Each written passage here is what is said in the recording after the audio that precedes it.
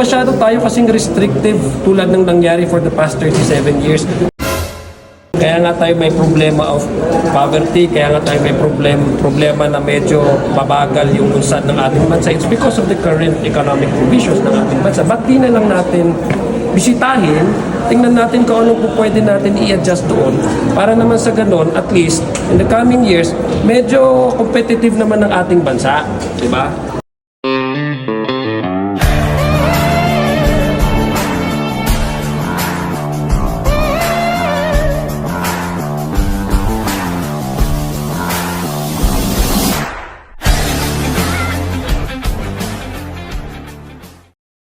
Reacts lang po dun sa sinabi ng militant group or ng progressive group, especially the Bagong Makabayang Alyansa, napaka-peligroso daw to open this or to change this provision of 1987. Doon na nagpapatuloy na yung plenary hearing dito, pero reaction lang dito sa sinasabi nila. Kasi daw yung PI, yung term extension, they have a people power. Pero daw ito, pag ginalaw daw yung economic provision, mahirap na daw mabalik kasi papasok na yung mga kapitalista mula sa ibang bansa na talagang mahihirapan na tayong mapaurong sila kasi pag pumasok na sila dito.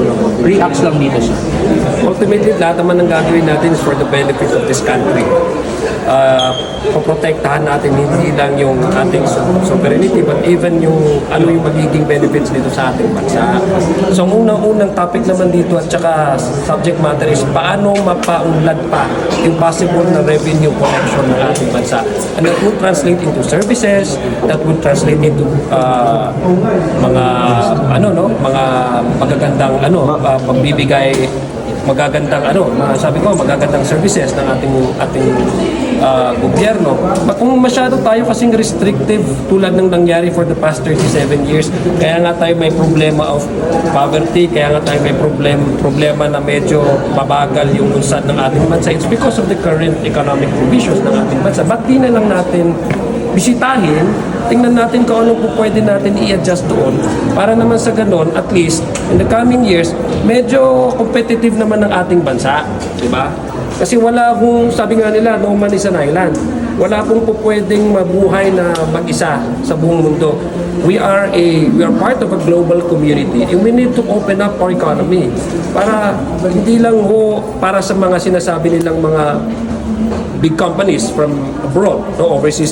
But ultimately, ang pupuntahan naman po dito is yung mga ordinary natin na kababayan. Kaya nga po naka-specify kung anong mga industriya ang ating i-open up sa economic provisions, public utilities, no? Nandyan po lahat yan. Kasi ang unang-una natin target is yung alin ang mas maraming, based on demography, employment, alin ang mas maraming po pwedeng maka-create ng job opportunities, no?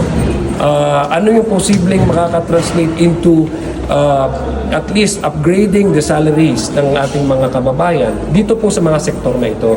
So I don't see any reason why we should be fearful about opening up our economic provisions when in fact the very intention of that is to uplift the lives of ordinary Filipino and to be part of a global community dahil napag-iiwanan na po tayo. So short sa ano lang, ibig sabihin ba ma'am, pinapabulaanan nyo na hindi peligroso ito to change the economic provisions at hindi ito maabuso ng mga kapitalista mula sa ibang bansa?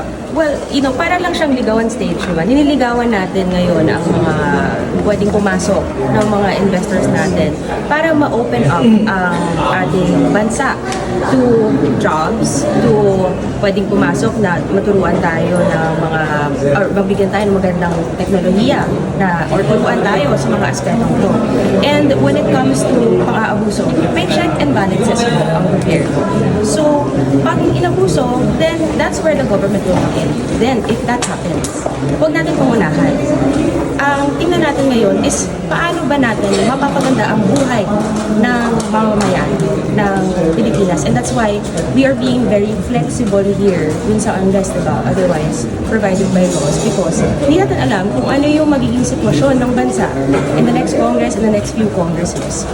But at least we give them now the flexibility, the next few Congresses, to the people, kung sino ilalagay na lang mga batas, to make proper laws that is good for that time. So, huwag natin pangunahan kung magkakaroon ng abuso nito. But at least we are starting to open it up. Diligawan nga natin para may pumasok. Para, yun nga, maging maganda yung sana ang kabuhayan ng taong bayan. Yung Congressman, sa akin, reaction lang po. Kanina nabanggit na rin na in line nga with the charter change, yung sinabi ni SP Migs, no, na gusto nga daw po ng Pangulo na 2025, isabay sa 2025 yung plebiscite po itong ating chacha. Nabanggit rin na ni SP Migs, sabi daw ni Pangulo ay kailangan voting separately ang Congress, ang Senate at ang Kamara. Ano lang yung reaction natin? Sino nagsabi ng voting separate? Senator Migs. Dito naman sa House of Representatives, very conscious kami sa language ng Constitution. Ito mga kasama ko dito mga abogado. So we are very conscious about how we can reflect, no, faithfully the language, how the framers of our Constitution language that specific provision.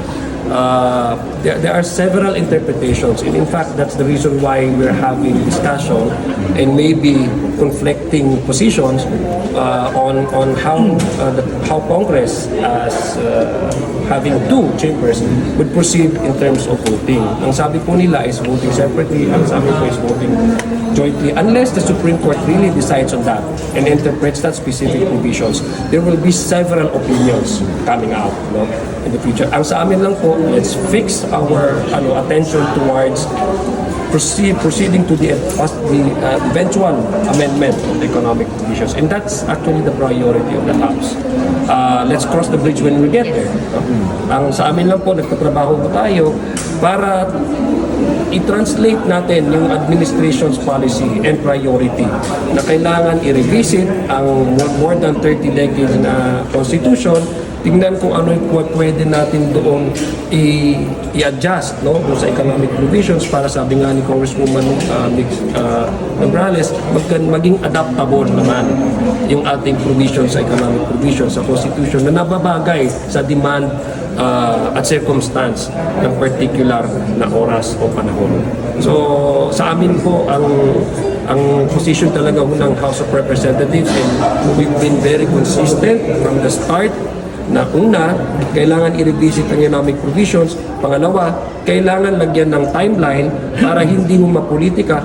At pangatlo, i-invite at pandingdingin ang lahat ng posisyon ng bawat sektor ng ating bansa. Dahil ito ay pinaka-importante. It will change and it will have an impact on our lives, no? Hindi lang sa amin dito sa mambabatas, even the ordinary Filipino citizens. Sir, exactly yung cross the bridge when we get there, yun din yung sinabi ng Senate President when it comes to that comment actually. And then, he confirmed the context. He confirmed this with the said meeting po with President Marcos. So, ang sinasabi po natin ngayon, pagpukusan muna natin yung mga bagay na kailangan natin asusin sa mga provision, and then let's just discuss whatever, voting jointly or voting separately when we come there. And then, Itong nangyayari po kasi is parang tingnan nyo yung pagpapasa ng resolution or bill sa legislative branch. It goes to the first, second, third reading, then be transmitted to the Senate. So, ginagawa natin proseso, kaya nga po tayo may committee of the whole, dahil para committee hindi po siya, may resource persons. So, we will say, we will cross the bridge when we get there, kasi marami pang pwede mangyari. Marami